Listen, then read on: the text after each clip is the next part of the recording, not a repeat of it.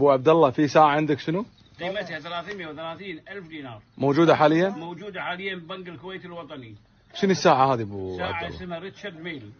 ريتشارد يعني انا اذكرها 75,000 حدها. لا في نوعيات تختلف. ايه.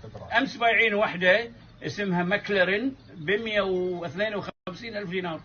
الله، يعني لو يعني معلوم العالم تسافر برا تخاف اللي لابسها يقولون يذبحونه. لا طبعا انا لما اسافر البس ساعة بدينارين. ايه. ما البس الساعات هذه موجودة في السيفتي بوكس بالبنك. لان انا غرضي مو اني اكشخ فيها، انا استثمار عندي. نعم. ايه. ف...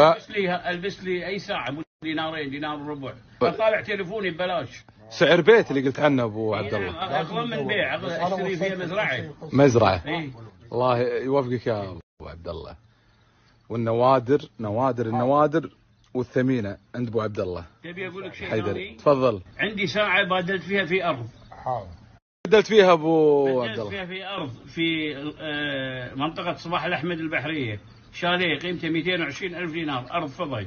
بدلتها بشنو الساعة؟ ساعة. شنو نوعها؟ ساعة باتيك فيليب. بأرض. بأرض نعم. ترى الكلام صحيح 100% يعني. ابو عبد الله معروف يعني بالساعات، يقول استثماري الساعات. ما عندي بالعيش وصار. ما عنده بزنس اند بزنس.